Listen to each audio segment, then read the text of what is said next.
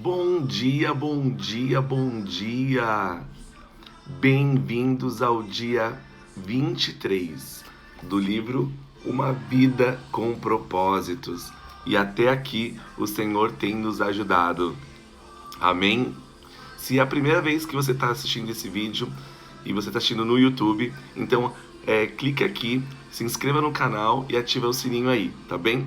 E se você está pelo Instagram, aí você também pode ativar um sininho aqui em cima também para você receber as notificações, beleza? E hoje o tema do 23º dia é como crescemos. Então a gente já vem já numa evolução, na verdade, num crescimento, né, constante das ministrações. E hoje nós vamos falar como crescemos. E o texto de inspiração de hoje está lá em Efésios, no capítulo de número 4, do verso 14 e 15. E eu vou ler aqui para vocês.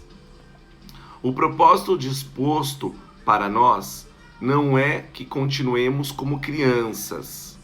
Deus quer que cresçamos à semelhança de Cristo em tudo. Então nós entendemos que, na verdade, o Espírito Santo nessa manhã ele quer nos orientar que nós vamos crescer a nível de maturidade, a nível espiritual, em todas as áreas mesmo. Né? Às vezes a gente pega pessoas aí, né, às vezes com 40, 50 anos, que parece que a idade não acompanha. É legal às vezes é legal, né, ser mais jovial, mas nós não estamos querendo dizer nesse sentido. Estamos dizendo assim em relação à parte de maturidade mesmo, de responsabilidade. E hoje, né, o capítulo 23, ele vai nos orientar nesse sentido, beleza? Vamos lá. Deus quer que você cresça, né? O objetivo do Pai é que você amadureça e desenvolva as características de Jesus Cristo. Lamentavelmente, milhões de cristãos envelhecem, mas nunca crescem. É nesse contexto que nós vamos abordar hoje. Emperram uma perpétua infância espiritual, usando fraldas e sapatinhos de crochê. Até o autor comenta dessa forma aí. Isso ocorre porque nunca pretenderam crescer. E nós precisamos crescer espiritualmente, né? O crescimento espiritual não é automático, tá? Então a gente precisa entender isso, que ele não é automático o crescimento espiritual. É necessário compromisso intencional. Então, para que você cresça espiritualmente, tem que haver uma intenção sua, né? Uma busca sua para que você cresça. Você quer crescer? Você deve crescer, deve decidir crescer, esforçar-se, óbvio, né, para crescer e persistir em crescer. Então a gente observa aqui que o autor ele começa a descrever que é um esforço, né, da nossa parte crescer espiritualmente. Por quê? A cada dia você conhece um pouco mais da palavra e a cada dia você precisa, né, largar as coisas velhas para que você possa experimentar algo novo, algo em Deus. O discipulado, né, as reuniões, as GRs, etc., elas nos auxiliam muito para esse crescimento espiritual. O processo de se tornar semelhante a Cristo sempre começa com uma decisão. Então nós entendemos que tudo vai partir de você, vai partir de mim. Jesus nos chama e nós respondemos: venha, seja meu discípulo. Jesus lhe disse. Então Mateus levantou e seguiu o Messias. No caso aí, Mateus 9:9. Quando os primeiros discípulos escolheram seguir Jesus, não compreendiam, na verdade, todas as implicações, né, da decisão que havia tomado. Então eles não entendiam ainda o que esperariam por ele. simplesmente atenderam ao convite do mestre. Jesus então convida e eles imediatamente o seguem, sem pensar no pós, né? Isso tudo é o que você precisa começar. Decidir tornar-se discípulo de Jesus. Então, na verdade, nós não podemos ficar preocupados com o porvir, com amanhã. Apenas decida. Você decide e o mais ele fará. Bom dia, galerinha aí. Camila, Sheila, Maurício, Yuri, Biel. Deus abençoe vocês aí nessa manhã do 23º dia. Nada influencia mais uma vida que compromissos que você escolhe assumir. Isso é bem interessante, né? Nós decidimos escolher alguns compromissos na vida e isso vai ser de grande influência para nós. Eles podem fazê-los crescer ou destruir essas escolhas. Ou nos faz crescer ou nos destroem, né? Então temos que tomar muito cuidado com aquilo que nos influencia. Mas sempre serão determinantes para você.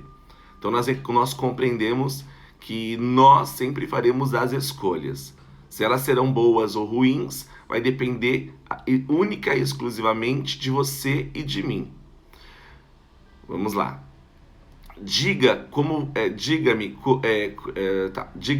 com o que você está comprometido. E eu lhe direi onde você estará daqui 20 anos. Né, o autor escreve isso. E a minha mãe falava muito isso, né? Me diga com quem andas, que eu direi quem você és. Isso é uma verdade. Tornamo-nos aquilo com o que estamos comprometidos. E isso é uma verdade absoluta. Então, o que nós temos nos comprometido é aquilo que nós estamos nos tornando igual ou semelhante a isso.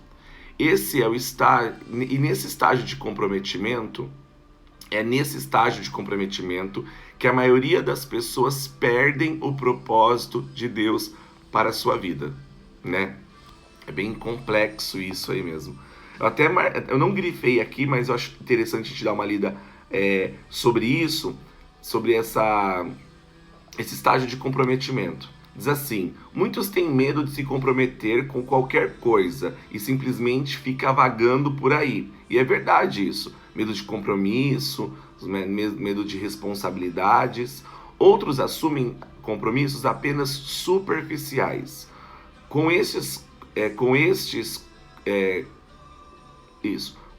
valores conflitantes e o que leva à frustração e à mediocridade. Então aí é mais ou menos um nível de comprometimento superficial, né? E outros se comprometem inteiramente com objetivos seculares, como enriquecer ou ficar famoso, e acaba desapontados e amargos. Todas as escolhas têm consequências eternas. Logo, é melhor que você escolha sabiamente. Olha o que o apóstolo Pedro adverte. Já que tudo ao nosso redor se derreterá, que a vida santa e a piedosa, né, vida santa e piedosa devemos viver. Segundo a Pedro 3:11. A parte de Deus e a nossa parte. Então, existe a parte que cabe a Deus e existe a parte que nos cabe. Tornar-se semelhante a Cristo é resultado de escolhas e em conformidade com Ele. Na dependência de quem? Do Espírito Santo, claro, para consumá-la.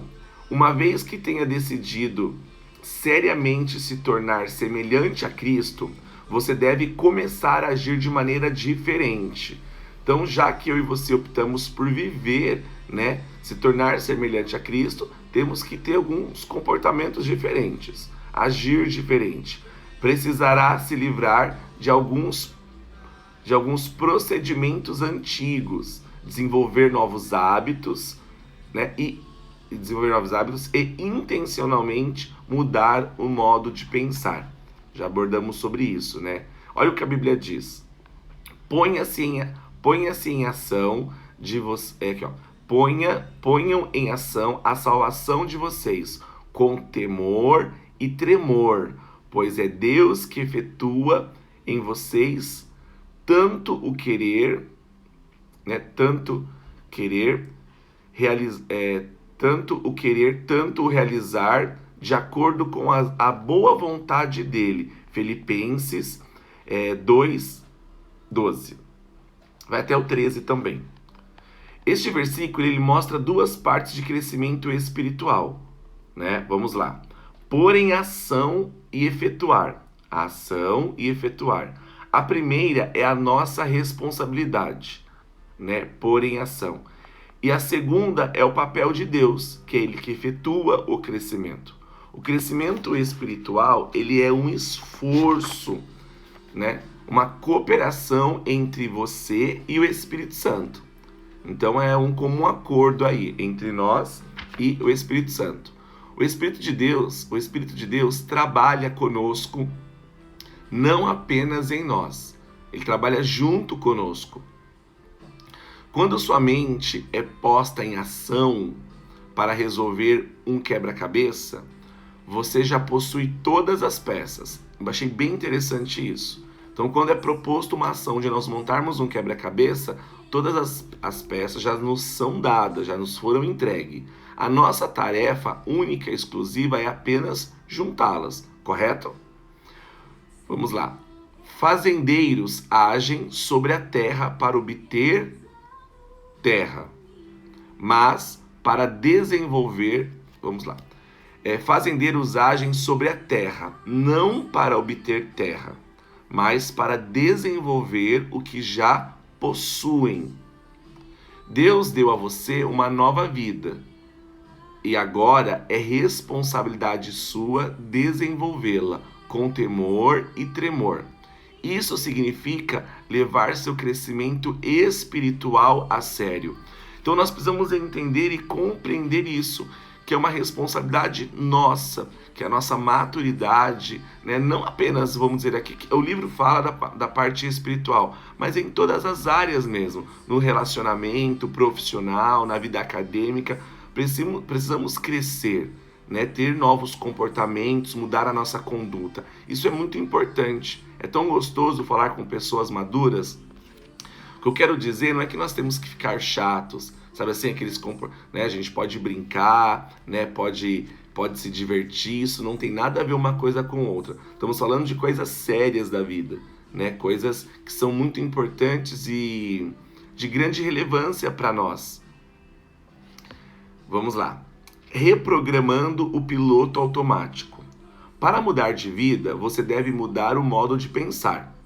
Por trás de tudo que você faz, há um pensamento. Todo comportamento ele é motivado por uma crença e toda ação é induzida por uma atitude. Deus revelou isso há milhares de anos atrás, milhares de anos antes de psicólogos chegarem à mesma conclusão. Olha o que Deus, né, havia falado há muito tempo atrás. Tenham cuidado com o que você pensa, pois a sua vida é dirigida pelos seus pensamentos. Provérbios 4:23. Sempre digo isso, que Deus tem um provérbio para cada dia do mês para nós, né? E isso é verdade. Então, aquilo que você pensa é aquilo que vai dirigir, né? Aquilo que você aquilo que você pensa pode estar dirigindo a sua vida. Se você acha que você vai ser um perdedor, né? Não tem como você ser um vitorioso, se você pensa nessa situação. E aí ele dá um exemplo, né? Imagine você dirigindo um barco, uma lancha aí, né? E você coloca no automático para o leste. E se você decidir, no meio desse período aí, decidir mudar o rumo, né? A direção desse barco, existem duas propostas, né? A primeira é agarrar o leme e forçar manualmente tudo para um lado. Então você vai ter que ter um esforço muito grande da sua parte para segurar o leme para o outro lado, mas se você se cansa daqui a pouco e você solta o leme, ele vai voltar, na verdade, para aquilo que ele foi programado, que ele estava programado para o leste. Então ele vai voltar a tomar esse percurso aí, né? Né? Então até anotei aqui. O autocontrole pode produzir mudanças no curto prazo, mas cria constante pressão interna, já que você não tratou a raiz do problema. Então ele está programado para ir para o leste. Você vai girar para o oeste, mas você vai se cansar, vai se esgotar, e quando você cansar e soltar o leme, ele volta para aquilo que ele foi proposto. A segunda maneira é mais rápida e fácil. Altere e ajuste o piloto automático. É muito mais fácil isso. No nosso caso, é fazer o quê? É a nossa forma de pensar. Olha o que a Bíblia diz. Permita que Deus transforme em uma nova pessoa, mudando a sua maneira de pensar. Romanos 12, 2, parte B. O primeiro passo em direção ao crescimento espiritual é mudar o modo de pensar. Toda mudança deve sempre ocorrer primeiro aonde? Na mente, E o modo de sentir influência, E o modo de sentir influência, a maneira de agir. Olha o que o apóstolo Paulo diz. Deve haver uma renovação espiritual em seus pensamentos e atitudes. Efésios 4, 23. Para ser semelhante, olha o que o autor comenta. Para ser semelhante a Cristo, você precisa desenvolver a mente de Cristo. Isso é óbvio, O Novo Testamento chama a mudança mental de arrependimento. Então, nós somos convidados ao arrependimento, Então, nessa manhã, você está sendo convidado a arrepender-se, que no original do grego quer dizer literalmente mudar de ideia. Você se arrepende sempre que muda a maneira de pensar, ao adotar o mesmo modo de pensar de Deus. Sobre você mesmo, sobre o pecado, sobre Deus, sobre outras pessoas, sobre a vida, sobre o futuro e sobre todas as demais coisas. Você assume a perspectiva e o enfoque de Cristo, Como você tem pensado, como você tem gerido, na verdade, os seus pensamentos. A Bíblia diz que os pensamentos que Deus tem a respeito sobre nós, sobre você, são pensamentos de paz. Então, se o seu coração está perturbado, se o seu coração está triste, por toda essa situação que nós estamos vivendo, lembre-se que o pensamento que o Senhor tem por nós são pensamentos de paz. Recebemos a seguinte ordem: pensem da mesma maneira que Cristo Jesus pensa. Filipenses 2:5. Este processo, ele consiste em 2 etapas. Ele não é fácil, viu? Porque é uma mudança de mentalidade. O primeiro estágio está na alteração mental, Que é deixar de ter pensamentos imaturos, que são egocêntricos e egoístas. O primeiro passo é esse, ok? O segundo estágio da mudança, que leva a pensar como Jesus, é começar a ter pensamentos maduros. Então, o primeiro é você parar de ter pensamentos imaturos, egoístas, egocêntricos, e passar a ter pensamentos maduros, concentrado em quem? No outro, em outra pessoa, não em você mesmo.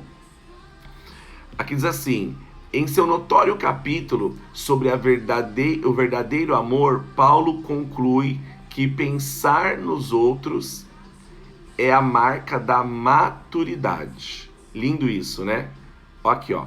Quando eu era menino, falava como menino, pensava como menino, raciocinava como menino. Agora que me tornei homem, deixei para trás as coisas de menino. 1 Coríntios 13:11, Então há um tempo determinado para todas as coisas. Então é o tempo de você crescer espiritualmente, meu querido e minha querida, para que o Senhor consiga entregar para você, algo mais precioso, Eu costumo dizer sempre assim: né? Você não pode, não dá para você dar um carro importado para uma criança, porque ela não sabe nem dirigir, ela não é nem habilitada. Ela vai usar, como que ela vai usufruir isso? Mas se você já é habilitado, já tem uma maturidade, você vai usufruir muito mais desse benefício, desse presente do que uma criança. Concorda? Hoje, muitos presumem que a maturidade espiritual é a medida, né, é medida pela quantidade de informações bíblicas e de doutrinas que conheçam. Então, alguns pensam nesse nível, né? Embora o conhecimento seja uma maneira de medir a maturidade, isso não é tudo. A vida cristã é muito mais um conjunto de credos e convicções. Ela inclui conduta e caráter. Meu Deus, uau, né? Então nós entendemos que não é só o conhecimento, né? Não é só o credo e as convicções, mas sim isso inclui conduta e caráter. E qual tem sido o seu caráter? Qual tem sido a sua conduta mediante as situações, aos problemas que surgem? Você tem sido uma criança que começa a ir chorar pedindo, né, pedindo ajuda da mamãe e do papai? Ou você vai sim orar, vai se posicionar e vai guerrear aí pela sua vida, pela sua casa, pelo seu chamado, né? Isso é muito importante nós entendermos isso. Nossos atos devem ser recorrentes com a nossa fé. As nossas crenças devem ser confirmadas por um comportamento semelhante de Cristo. O cristianismo não é uma religião e nem uma filosofia. Quem me conhece sabe que eu sempre falo isso, né? Mas um relacionamento e um estilo de vida. A essência desse estilo de vida vemos como no exemplo de Jesus. É de pensar nos outros e não em nós mesmos. A Bíblia diz: devemos pensar no bem deles e tentar ajudá-los, fazendo coisas que lhe agradam. Nem mesmo Jesus tentou agradar a si mesmo. Romanos 15, 2-3. Esse é o maior exemplo que Jesus deixa para nós. Pensar nos outros é a base para nos tornar semelhante a Cristo e a melhor evidência de crescimento espiritual. Esse tipo de pensamento não é natural. Ele é contracultural, raro e árduo, principalmente hoje que nós vivemos aí num sistema onde nós precisamos pensar apenas em nós. O que importa somos nós, né? No sistema capitalista aí, no sistema que nós estamos vendo, principalmente nessa pandemia, o que importa, né, é a nossa casa, somos nossa família. E aí nós não nos preocupamos muito com o outro. E na verdade precisamos ter essa empatia pelo outro, né? A Bíblia diz que nós precisamos chorar com os que choram e se alegrar com os que se alegram. E quantas pessoas nesse período agora têm chorado e o seu coração não tem nem sido tocado por essas pessoas. Então precisamos nos compadecer, ter compaixão dessas pessoas que estão aí perdendo suas famílias, perdendo seus pais, perdendo seus maridos por essa doença que está sendo avassaladora, né? Então precisamos pensar no nosso próximo, pensar aí, isso é muito importante. Eu tenho certeza que isso aí agradaria muito o coração de Deus. Felizmente, né, temos ajuda. Deus nos deu quem? O Espírito Santo para nos auxiliar, né? Por isso, não pensamos como as outras pessoas pensam deste mundo, né? Nós estamos falando em relação ao quê? A pensar no outro, né, é algo muito, não é natural, é contracultural, porque nós pensamos apenas em nós mesmos. Então, por isso que aqui diz assim, né? Por isso que nós precisamos da ajuda do Espírito Santo aqui na Terra. Por isso não pensamos como pensam outras pessoas deste mundo. 1 Coríntios 2:12, né? E é isso que é isso que o livro, né, o dia 23 nos convida, né, para que nós venhamos crescer a partir de hoje, passarmos a pensar mais no nosso próximo. Como vocês sabem, nós temos um projeto social chamado Solidários do Amor. É um projeto que nasceu realmente no coração de Deus, como tantos outros projetos que já existem aí, né? Onde nós cuidamos do próximo, cuidamos aí das pessoas menos favorecidas, né? Exclusivamente hoje de pessoas, né? Moradores em situação de rua. Mas esses dias, principalmente, nós temos juntados como comunidade num projeto aí, somos mais, né? Somos mais no sentido do quê? Porque a nossa própria comunidade, né, o índice de desemprego de pessoas que tem faltado, né, que a mesa tem faltado, aí nós estamos nos levantando para ajudar essas famílias que precisam, né, que antes tinham e hoje não tem nada. E nós somos chamados para dividir, né, o pão, dividir. Então, nessa manhã, né, eu queria convidar você a passar a pensar mais no próximo, tirar o olho só apenas de você e olhar para outras pessoas, né, para outras famílias com amor. Sempre tendo uma palavra de bom ânimo, uma palavra de esperança. E se essa pessoa também, além de uma palavra de amor, né, de uma oração sua, se na mesa dela estiver faltando também, né, divida com ela o pão, divida com ela. Eu tenho certeza que nós agradaríamos muito o coração de Deus. Amém? Eu queria que nós orássemos nessa manhã. Você pode fechar os seus olhos? Bom dia, Espírito Santo. Obrigado, Senhor, por esse dia, Senhor, maravilhoso. Obrigado, Senhor, por poder respirar. Obrigado, Senhor, pelo fôlego de vida. Obrigado, Senhor, pela minha família. Obrigado pela família dos meus irmãos. Obrigado, Senhor Jesus, por cada mesa, Senhor, que nesse um ano, Senhor, né, um pouquinho mais de um ano, né, o Senhor não tem deixado faltar, Senhor Jesus, Pai, o pão em nossas mesas. Senhor, eu te agradeço, Senhor. Mas da mesma forma, Senhor, eu oro, Senhor, e peço, Senhor, por aquelas famílias, Senhor, que neste período, Senhor, de pandemia, falta, Senhor, a mesa deles estão faltando. Senhor, que o Senhor possa prover, Senhor, que o Senhor possa trazer a paz, Senhor, que excede, Senhor, todo entendimento. Que você possa levantar, Senhor, Pai, solidários do amor, Senhor. Pessoas, Senhor Jesus, Pai, que tem esse propósito de ajudar, de compartilhar, Senhor, aquilo que nós temos, Senhor. Pai, que nós podemos, Senhor, através do Teu Espírito Santo, Senhor, prover a essas pessoas. Então toca, Senhor, no coração dos Teus filhos, Deus, para que juntos, Senhor, nos tornemos mais, Senhor, mais fortes, mais solidários, Senhor, neste período, Senhor, de escassez. Eu te louvo, Senhor, e te engrandeço, Senhor. Pai, que nós possamos crescer a nível espiritual. Como a Tua palavra mesmo diz, quando nós éramos meninos, pensávamos como meninos, agíamos como meninos. Mas hoje, Senhor, nós atingimos um nível de maturidade maior. E precisamos também, Senhor, crescermos, Senhor, para atingirmos a estatura do varão perfeito. Obrigado, Senhor. Que o Teu amor, Senhor, e a Tua palavra e a Tua paz continuem fazendo parte, Senhor, das nossas vidas. Meu muito obrigado, Espírito Santo. Bom dia. Deus abençoe a sua vida, Deus abençoe o seu dia. Soltem um monte de coraçõezinhos aí para o Senhor, né? Mande aí um monte de coraçõezinhos aí. Vamos tocar o coração de Deus nessa manhã. Vamos crescer nessa manhã. Vamos atingir a estatura do varão perfeito, né?